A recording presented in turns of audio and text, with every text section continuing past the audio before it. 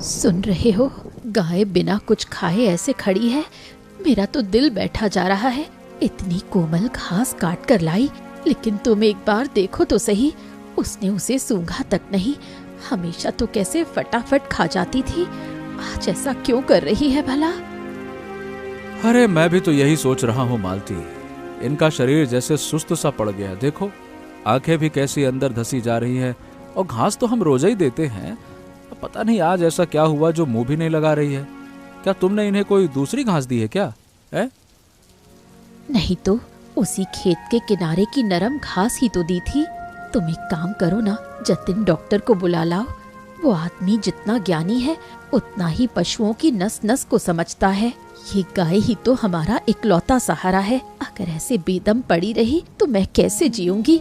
जाओ ना, बहुत देर हो रही है, शाम ढल रही है और रात होने को है।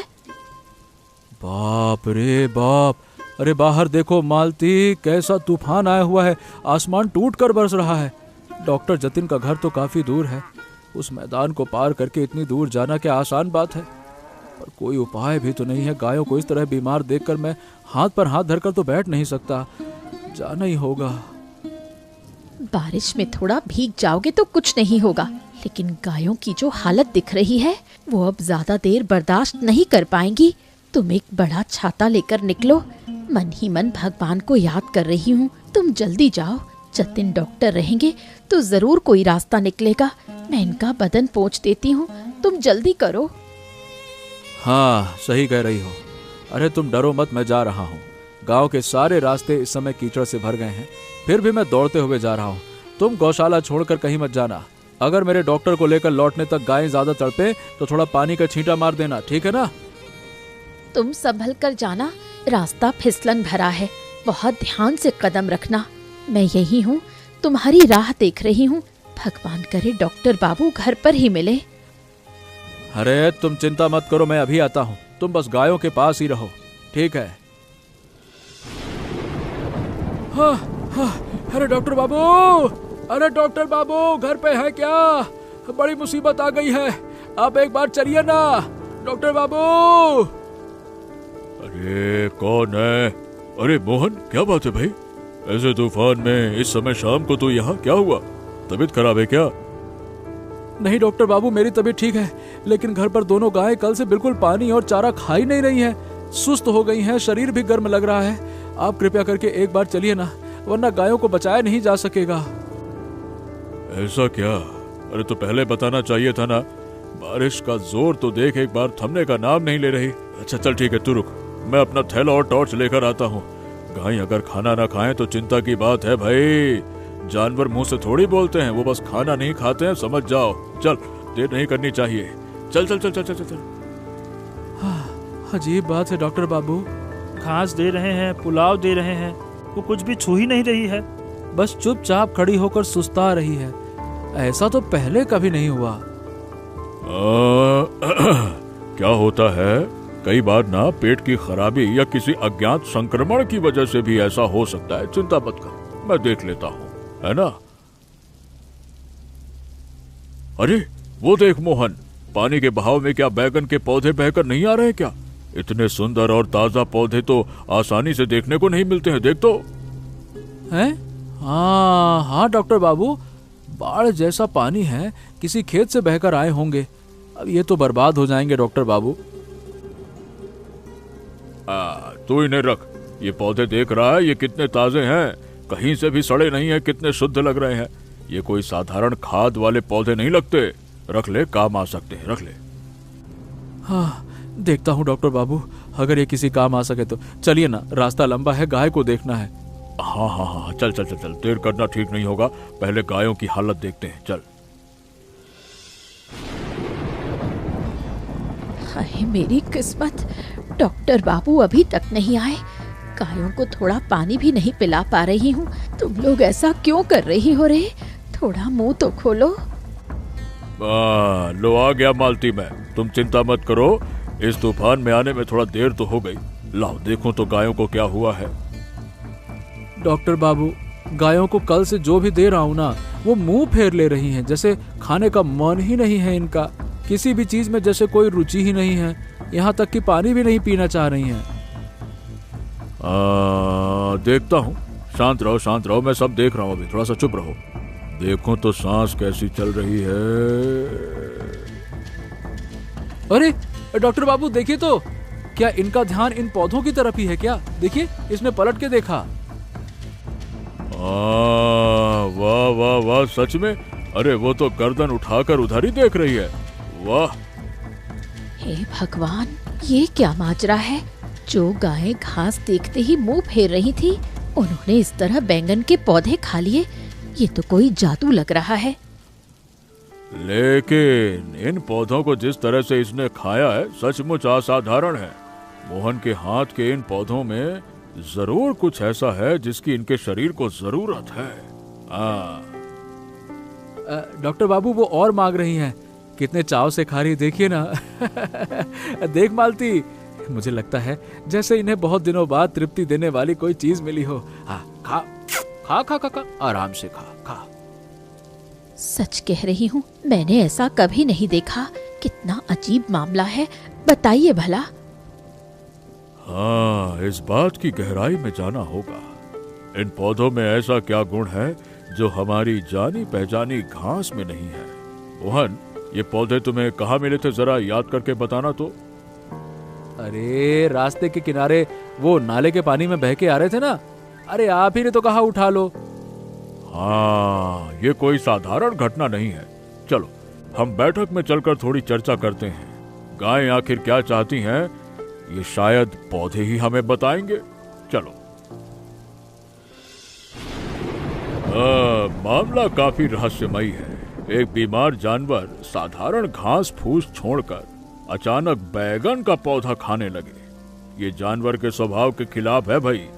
विज्ञान और अनुभव से परे की बात है, और मुझे लगता है कि इसमें जरूर कोई ना कोई वजह है, या फिर जरूर कोई ना कोई गड़बड़ी है। हाँ, आपकी बात दम है, आपकी बात में। डॉक्टर हैं आप जो कहेंगे सही कहेंगे। हमारे तो कुछ समझ नहीं आता। अच्छा डॉक्टर बाबू, क्या हम कोई ऐसी गलती कर रहे हैं जिससे वो समझ रही हैं पर हम नहीं समझ पा रहे हैं? क्या पुलाव या घास में कोई दोष है क्या? आज तो मैंने नया पुआल ही दिया था, पुरानी घास तो सारी फेंक दी थी। तो क्या मैदान की घास में कुछ ऐसा मिला हुआ है जिसे गाय अब बर्दाश्त नहीं कर पा रही है? तूने ठीक पकड़ा मालती। आजकल की खेती में जिस तरह से रासायनिक जहर या कीटनाशकों का इस्तेमाल हो रहा है, वो सिर्फ कीटों को नहीं मार रहा, बल्कि मिट्टी के गुण भी खत्म कर रहा है। शायद उसी जहरीली घास को खाकर गायों की हालत हुई है। लेकिन वो बैगन का पौधा, उसे उन्होंने क्यों खाया, ये बड़ी बात है। इसका मतलब क्या उन पौधों में कोई कीटनाशक नहीं था? क्या वो एकदम शुद्ध पौधे थे? बिल्कुल सही कहा। मुझे लगता है कि प्रकृति ने अपना संतुलन जिस तरह से बनाए रखा है, वो पौधा शायद किसी ऐसी जगह उगा था जहां किसी कृत्रिम जहर का साया भी नहीं पड़ा। गायों के अवचेतन मन ने शायद शुद्धता के अंतर को पहचान लिया। वो ठीक होना चाहती हैं, इसीलिए शुद्ध भोजन की तरफ ही झुकी हैं। तो अब तो डॉक्टर बाबू, आपने हमें बहुत बड़ी मुसीबत से बचने का रास्ता दिखा दिया।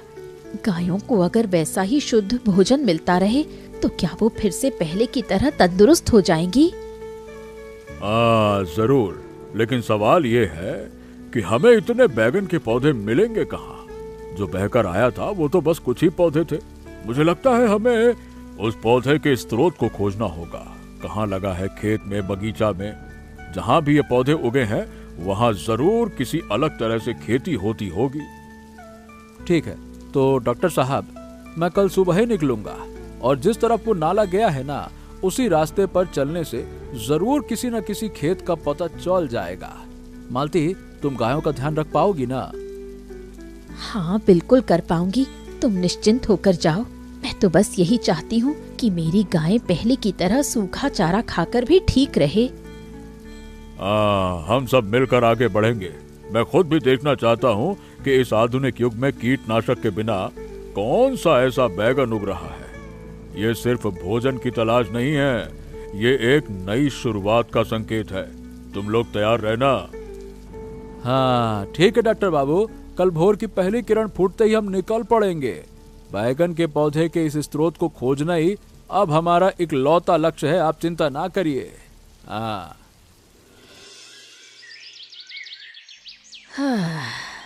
देखो शामली, कल रात की उस भारी बारिश ने सब कुछ तहस नहस कर दिया।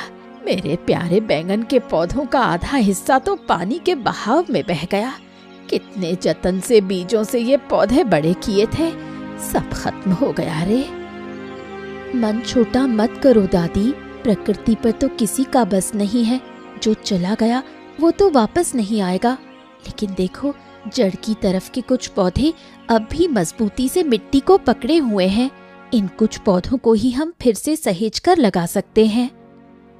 तू बहुत आशावादी है श्यामली, लेकिन इस जरा सी जमीन में क्या पहले जैसी पैदावार होगी? मैंने जो सपना देखा था कि बिना किसी कृत्रिम जहर के सब्जियां उगाकर अपने गांव के लोगों को हैरान कर दूंगी, क्या वो कभी पूरा होगा? ये कीचड़ से भरी हालत देखकर मेरा दिल फटा जा रहा है। होगा दादी, जरूर होगा। इंसान तो कितने धीरज के साथ खेतों में काम करता है। मैं कहती हूँ चलो हम आज ही काम में लग जाते हैं। पानी हटने के बाद कीचड़ वाली मिट्टी सूख जाएगी, तब ढीले हो चुके पौधों को फिर से खाद डालकर अच्छे से रोप देंगे। इन पौधों को देखो, अब भी कितने जीवंत हैं। क्या इन्हें नजरअंदाज किया जा सकता है? तू साथ होती है तो मेरी हिम्मत बढ़ जाती है। सच है, मिट्टी कभी किसी को खाली हाथ नहीं लौटाती। हमें बस थोड़ा सब्र रखकर समय देना होता है। चल, जब तू कह रही है तो आज ही काम शुरू करते हैं। मैं एक काम करती हूँ, पास की झाड़ी से कुछ सूखा पुआल और गोबर की खाद ले आती हूँ। मिट्टी को थोड़ा पोषण देना होगा, तब देखना ये पौधे फिर से हरे भरे हो जाएंगे। मैं तब तक पानी निकलने का रास्ता थोड़ा खोद देती हूँ, ताकि जमा हुआ पानी जल्दी बाहर निकल जाए। दादी देखना, इन्हीं पौधों से हमें बहुत सारे बैंगन मिलेंगे। हमारी ये मेहनत बेकार नहीं जाएगी। कोई रासायनिक खाद तो हम छूते नहीं हैं, इसीलिए शायद इनका दाम बहुत ज्यादा है। कोई अगर सच में इन पौधों की अहमियत समझे तभी मेरी मेहनत सफल होगी। आ शामली, हम अभी काम में लग जाते हैं। धूप निकलने से पहले पौधों को ठीक से लगाना होगा। तुम लोग कौन हो बेटा? सुबह सुबह इस कीचड़ भरे खेत में क्यों आए हो? दादी अम्मा, हम बहुत बड़ी मुसीबत में पड़कर आपके पास आए हैं। वो क्या है कि मेरी दोनों गाय ना कल से कुछ खा ही नहीं रही हैं, लेकिन कल रात ना आपके खेत के कुछ बैगन के पौधे जैसे ही उनको मिले ना, उन्होंने बड़े चाव से खाए। हमारे खेत के पौधे? कल के तूफान में तो हमारे बहुत से पौधे बह गए थे। क्या वही पौधे आप लोगों को मिले? बिल्कुल सही दादी अम्मा, आपके इन पौधों में ऐसा क्या गुण है कि गायें बाकी सब खाना छोड़कर इन्हें खाना चाह रही हैं? गुण और क्या होगा बेटा, मैं तो कोई जहरीली दवा नहीं डालती। मिट्टी में सिर्फ गोबर की खाद और पुआल देती हूँ। मिट्टी ही सारा पोषण देती है। अविश्वसनीय, कोई कीटनाशक नहीं है, इसीलिए पौधे इतने शुद्ध हैं और यही असली रहस्य है। तो दादी अम्मा, हमारी गायों के पेट की बीमारी का क्या यही एकमात्र इलाज है?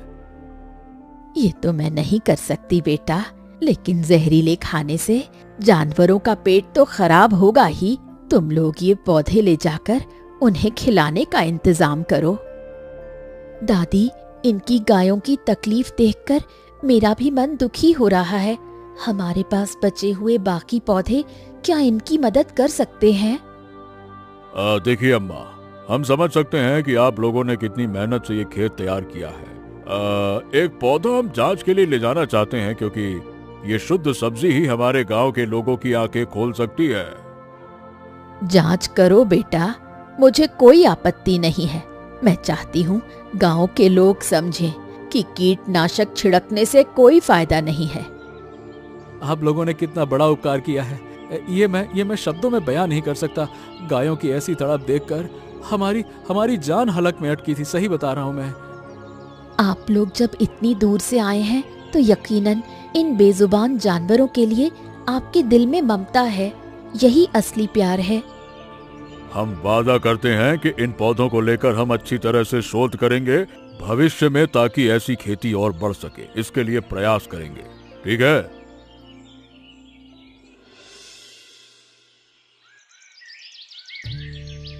मोहन, अब जांच करके देखा जाए। माधवी, दादी अम्मा का दिया हुआ बैगन का पौधा और साधारण घास में से गायें किसे चुनती हैं? ठीक है डॉक्टर बाबू, मैं पहले साधारण घास देता हूँ इसको, देखते हैं वो क्या करती है।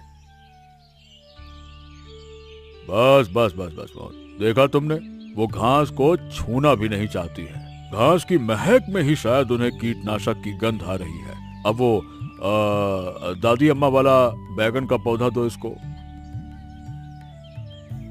अरे ले ले ले, देखिए देखिए देखिए डॉक्टर बाबू, अरे कैसे फुर्तीले अंदाज से खा रही है एकदम।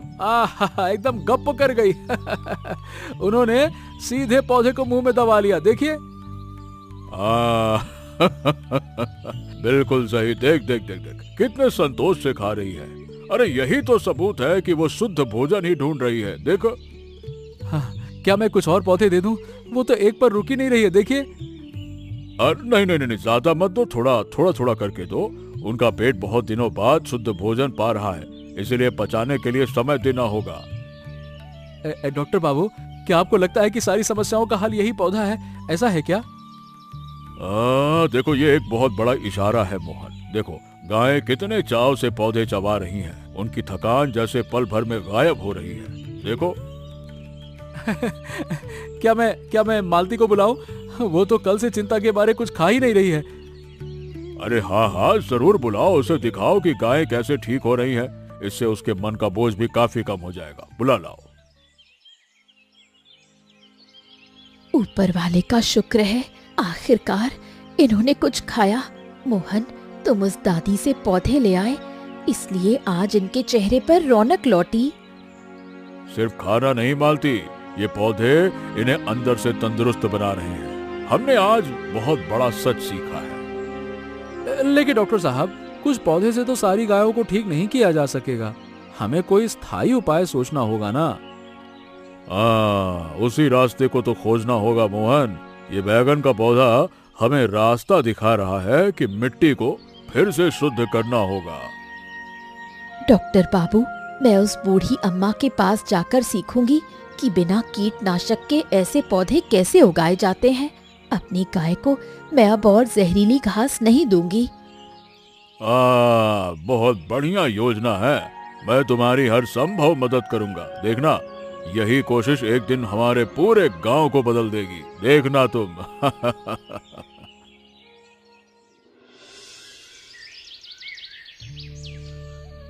देखो ना मोहन, उस दादी के दिए पौधे खाने के बाद से ही गायों में कैसी फुर्ती आ गई है। उन्हें जैसे नया जीवन मिल गया हो। हाँ मालती, बिल्कुल सही देखा तुमने। लेकिन मेरे दिमाग में एक ही सवाल घूम रहा है। हर दिन तो इस तरह चमत्कारिक रूप से नाले से पौधे बहकर तो आएंगे नहीं। हमें कोई स्थायी इंतजाम करना होगा। मुझे भी यही लगा है। कल ही मैं उस माधवी दादी के घर जाऊंगी। वो जिस तरह बिना कीटनाशक के इतनी सुंदर फसल उगाती हैं, मुझे भी वो तरीका सीखना होगा। ठीक कहा तुमने। पर मैं सोच रहा हूँ, लोग तो कहते हैं कि बिना जहर की खेती करेंगे तो कीड़े सब खा के साफ कर देंगे। हमारे पौधे अगर बर्बाद हो गए तो? लोग तो कितनी बातें करते हैं। गायों की वो बीमार हालत देखकर मुझे सबक मिल गया है। मैं चाहती हूँ कि मेरे घर के जानवर प्रकृति का शुद्ध खाना खाकर जीवित रहें, और इसके लिए जितनी मेहनत करनी पड़ेगी मैं करूंगी। तेरी बातें सुनकर लग रहा है कि तूने पक्का इरादा कर लिया है। क्या माधवी दादी हमें सब कुछ सिखाने के लिए तैयार होंगी? बता। क्यों नहीं होगी? उन्होंने तो खुद ही कहा है कि सब लोग बिना जहर के सब्जियां उगाएं। हमारी लगन देखकर वो यकीनन मुंह नहीं मोड़ेंगी। सही कह रही हो। हम दोनों मिलकर अगर एक छोटी सी जगह पर खेती शुरू करें तो हमारे अपने खाने का इंतजाम भी हो जाएगा। बिल्कुल सही। और वैसे भी बाजार से लाई हुई रसायन मिली सब्जियां खरीदकर अपनी गायों और घर के लोगों का शरीर खराब करने का कोई मतलब नहीं है। मेरा डर पूरी तरह से खत्म नहीं हो रहा मालती, पर तेरी जिद देखकर हौसला मिल रहा है।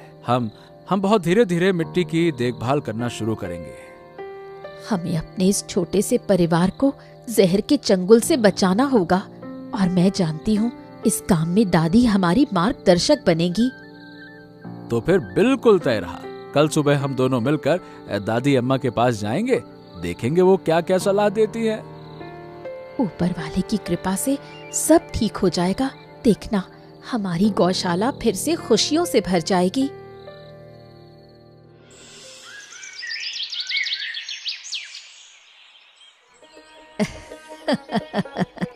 आओ बेटा, कल तो डॉक्टर बाबू आए थे, आज तुम लोग आ गए।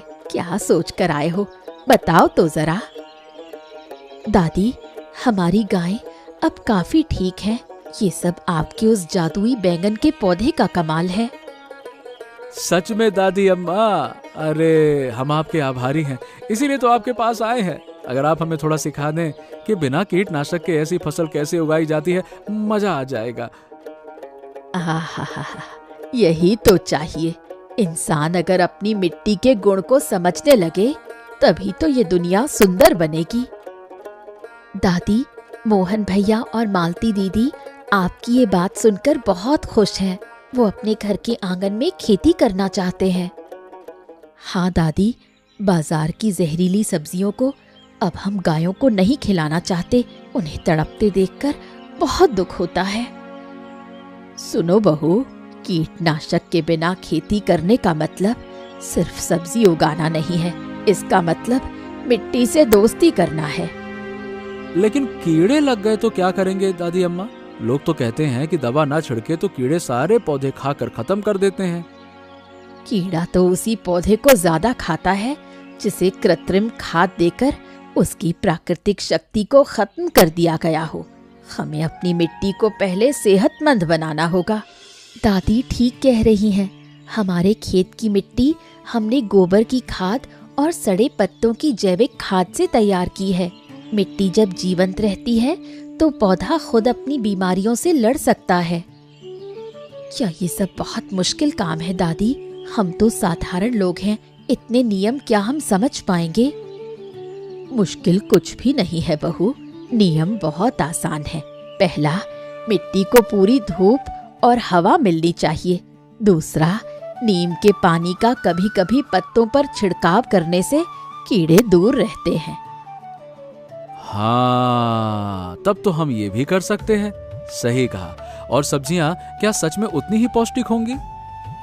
पौष्टिक ही नहीं, इसका स्वाद भी बिल्कुल अलग होगा। तुम लोग जब अपने हाथों से मेहनत करोगे तब पौधे के हर पत्ते की भाषा समझने लगोगे। पता है मालती दीदी, हम रोज शाम को पौधों से बातें करते हैं। वो जैसे जवाब देते हैं, ये बहुत आनंद देने वाला काम है। दादी, आप हमें सब कुछ सिखा दीजिए, हम ठीक ठीक पालन करेंगे।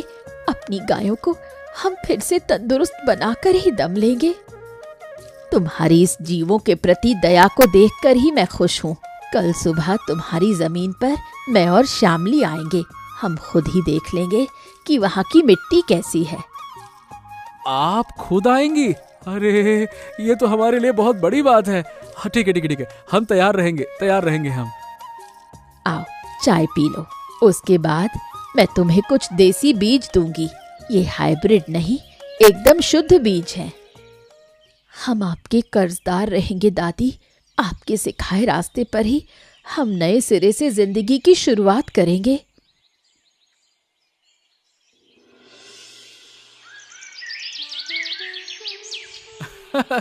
मालती, इधर आ। अरे देख, पौधे कितने ताजे हो गए हैं। एक कीड़ा भी तो नहीं है, जैसे पौधे मुस्कुरा रहे हो। देख देख देख देख देख। देखूंगी क्यों नहीं। इस 1 महीने में तो हमने किसी और सुख चैन की तरफ देखा ही नहीं। बस दादी के सिखाए नियम और इस मिट्टी की सेवा के अलावा कुछ नहीं समझा। देखो, पौधे का रंग कितना शानदार है।